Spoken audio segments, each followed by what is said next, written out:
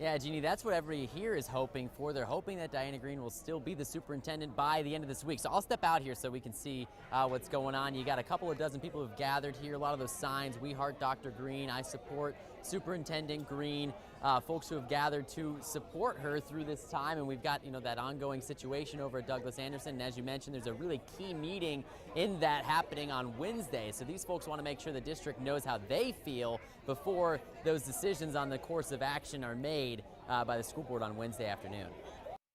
Jeffrey Clayton, a teacher at Douglas Anderson, was arrested in March on a lewd behavior charge. Since then, the school board has heard from a number of parents, alumni, teachers, saying something should have been done sooner. I reported him many times for toxic environment. The state chancellor of education called out the district, saying the state didn't have record of prior misconduct by Clayton in 2021.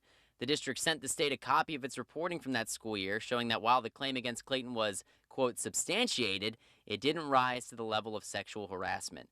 School board chairman Kelly Coker said in a statement she was appalled to learn the district knew of a prior issue with Clayton and that she wanted the board to meet to talk about the appropriate action to take.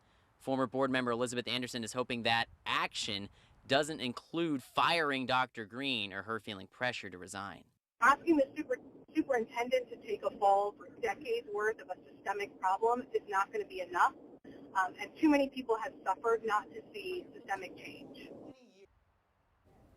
So that meeting will be on Wednesday at 1 o'clock, and we will certainly be there to cover that. I want to point out that on the agenda, all that is on there is talking about some developments in this case, and then also bringing in third-party counsel, which is something we've seen teachers and alumni from Douglas Anderson calling for. There's nothing on there, though, about the superintendent's contract, and I want to point out the superintendent is, according to Anderson, scheduled to retire about 18 months from now, about a year and a half from now. But they're just getting underway here, so we'll step out. We'll have more coverage at 11 o'clock. We'll hear from the folks who are here at this rally. On the South Bank, Zach Wilcox, First Coast News, on your side.